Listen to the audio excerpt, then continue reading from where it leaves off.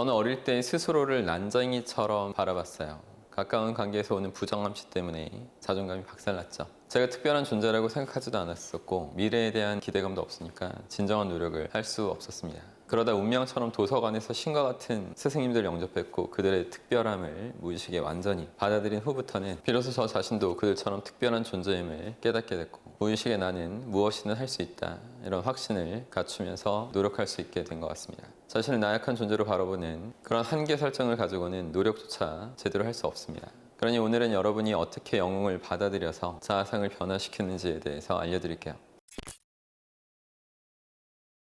일본에서 유명한 저자인 간다 마사노리는 처음에 경영 컨설턴트로 창업하고 나서 남들을 가르치는 것에 큰 압박감을 느꼈어요. 자신보다 몇십 년씩 비즈니스 경험이 많은 고객님들이 자신을 선생님이라고 부르는 그런 말에 심적 부담을 느꼈죠. 정신적으로 상당히 지쳐서 세미나 중간에도 휴식 시간만 되면 바로 대기실로 도망가기 일쑤였다고 합니다. 점심 식사 시간에는 최대한 질문 받지 않으려고 강사실에 숨어 있었다고 해요. 그러다가 이런 식으로는 도저히 안 되겠다 이런 생각을 했고 자신의 자아상을 변화시키기로 결심합니다. 실제 직함은 실천 마케터였는데 마음속에서 직함을 슈퍼 에너자이징 티처로 바꾼 거예요. 수강생들한테 엄청난 에너지를 주는 탁월한 교사라는 이미지를 만들었고 세미나에 들어가기 전에 항상 나는 슈퍼 에너자이징 티처다 이렇게 자기 암시를 하면서 최면을 해요. 그는 새로운 자아상을 받아들이고 극적인 변화를 경험하게 됩니다. 더 이상 고객이 두렵지 않으니까 세미나 도중에 화장실에 가는 일도 없어졌고 아침 9시부터 저녁 6시까지 아무리 물을 마셔도 화장실에 가지 않았다고 해요. 예전에는 질문이 두려웠는데 새로운 자아상이 생기고부터 일에 최대한 몰입하며 모든 질문에 적극적으로 대답해줬습니다. 자신을 평범한 마케터라고 한정지었을 때는 선생님으로 불리고 남들한테 솔루션을 제공하는 일에 거부감을 느꼈지만 슈퍼 에너자이징 티처라는 상위 이미지를 갖추고 나서는 더 큰 생각과 행동을 할 수 있게 된 것이죠. 내가 나를 어떻게 바라보는가 이것만 제대로 변화시켜도 정말 큰 힘이 나오게 됩니다. 여러분이 스스로를 난쟁이라고 믿고 있다면 거기에 걸맞는 나약한 생각과 행동만 나올 거예요. 하지만 자신을 거인이라고 확신한다면 거기에 어울리는 강한 생각과 행동이 뿜어져 나오죠. 사실 모든 사람의 내면에는 불씨가 있습니다. 어떤 사람은 활화산처럼 만물을 불살라버릴 것 같은 폭발력을 지녔다면 누군가는 작은 바람에도 꺼질 것 같은 양초 정도의 불씨만 있을 뿐이죠. 내면의 불씨를 의도적으로 키워내야 됩니다.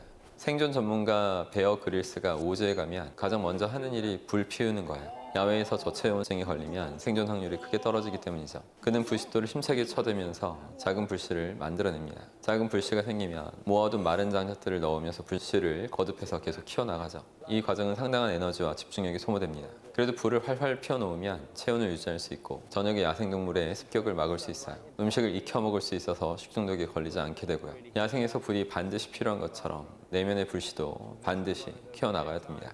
여러분이 작은 존재가 아니라 거대한 존재임을 이해하기 위해서는 동경하는 영웅들을 찾아내서 그들의 이야기에 완전히 심취할 수 있어야 돼요. 그들이 여러분과 출발선이 비슷했고 그럼에도 불구하고 최고의 자리에 오를 수 있었다는 사실을 마음속 깊이 감동으로 받아들여야 됩니다. 저는 도서관에서 각 분야 최강의 스승님들을 만났고 그들의 강점을 이식시킬 수 있었어요. 예를 들어 이순신 장군님을 통해서 자신의 안위만 고려하는 것이 아닌 국가와 민족을 품는 그 스케일을 배울 수 있었고 온갖 역경에도 굴하지 않는 강철의 의지를 갖추게 됐죠. 최배달님을 통해서는 기본기에 충실하고 자신이 하는 것에 목숨을 거는 태도를 완전히 무의식에 각인할 수 있었습니다. 빅터 프랭크를 통해서 인간이 겪을 수 있는 최악의 상황에서도 최후의 보루인 생각의 힘은 누구도 앗아갈 수 없다는 진리를 더 확실하게 인지할 수 있었죠. 칭기스칸을 통해서는 위대한 정복자였지만 궁궐을 짓고 향락에 빠지는 것이 아니라 끊임없이 영토를 확장하고 발전을 도모하는 진취적인 모습을 배울 수 있었습니다. 저는 각기 다른 영웅들이 보여준 최고의 장점만을 취합해서 저만의 자아상을 만들어낼 수 있었죠. 여러분이 존경하는 영웅들의 이야기를 보고 그들의 장점을 결합시킨 최고의 자아상을 만들어 보십시오. 매일 그 모습을 상상하고 그 모습대로 살아가려고 생각하고 행동한다면 미래에는 정말 많은 것들이 달라져 있을 겁니다. 유교 경전인 대학에 이런 구절이 있어요. 심성구지 수부중불원이 마음속으로 간절히 원하고 노력한다면 설령 적중하지 못하더라도 크게 벗어나지 않는다라는 의미입니다.